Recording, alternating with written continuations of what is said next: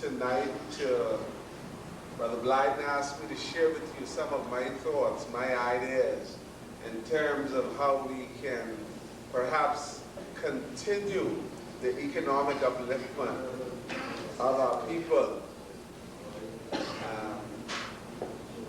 As the Honorable Priest has mentioned, I am a Gadiite. Although few would ever think me to be a Gadiite from just looking at me. So much so that my only son, I named him Marcus in honor of the Honorable Marcus Garvey.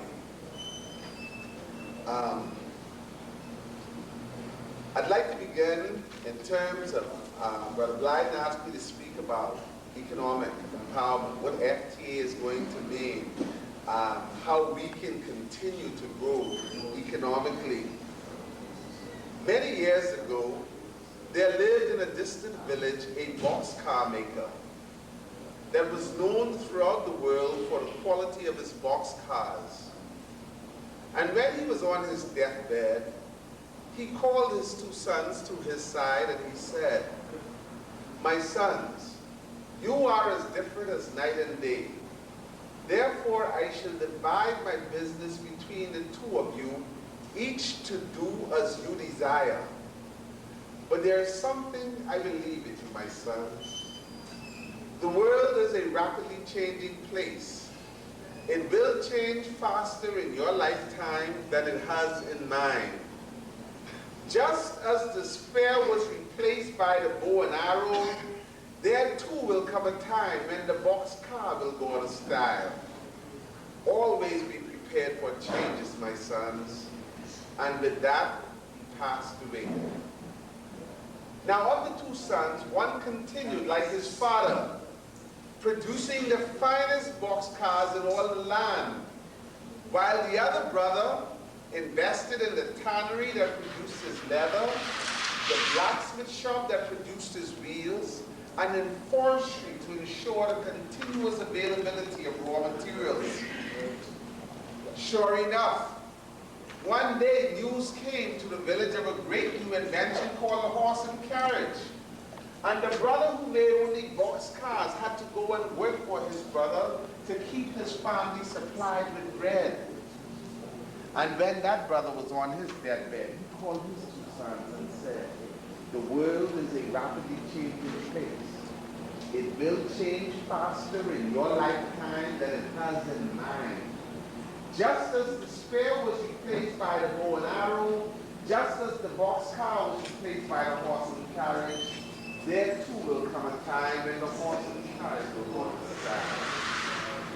I mentioned that story to bring so that we can perhaps reflect on the challenges that we might experience as business people, whether we're selling our peanuts, whether we're producing our magazines, whether we're operating the Black Star line that might presently need to be involved in commercial activity in order to sustain itself until such a time that it is able to produce its own, to accomplish or move forward with its mission.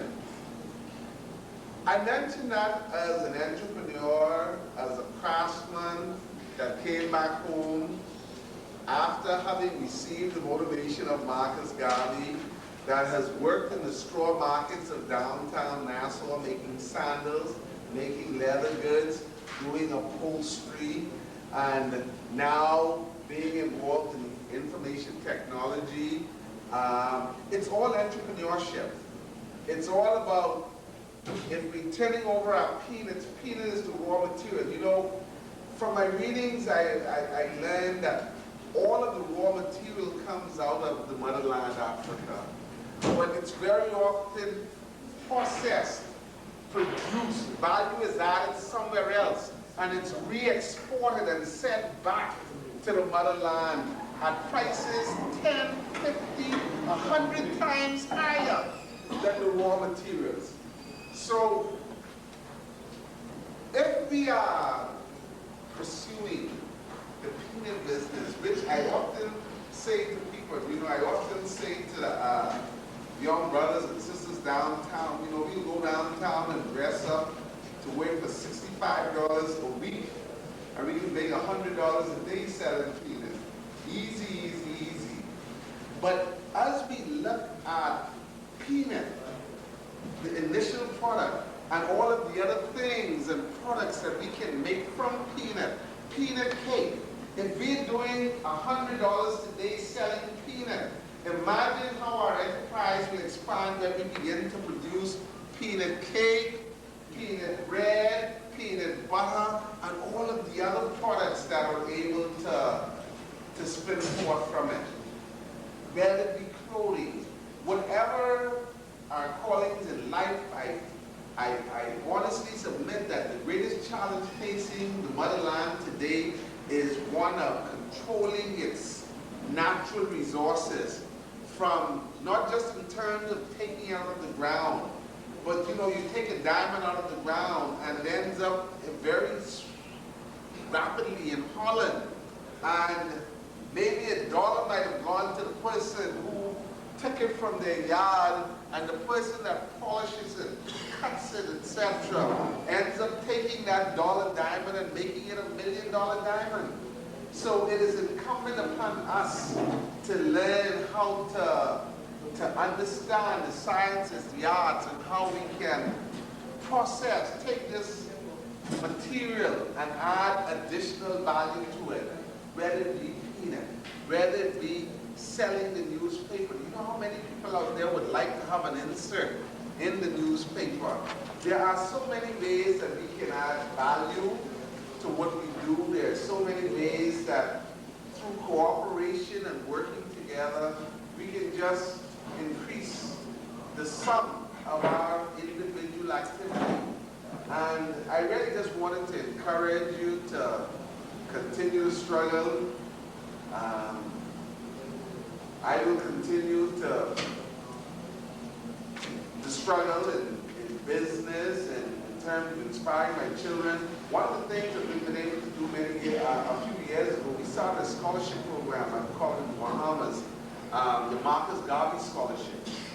So that as a way of honoring Marcus Garvey, so that persons, kids that are in high school know that if they want to take that next step and go to college, there's a Marcus Garvey Scholarship there for them if they do the mathematics, the arithmetic, etc. And, you know, so I really can't overemphasize the importance of the mathematics, the literature, the history, knowledge of self. But I just really want to encourage you and express my admiration for the spirit of keeping Africa alive, man. As the ambassador from Ghana said, so many people have been trying to, you know, just beat Africa out of us, you know, make us forget that we're black. God bless. Thank you very much.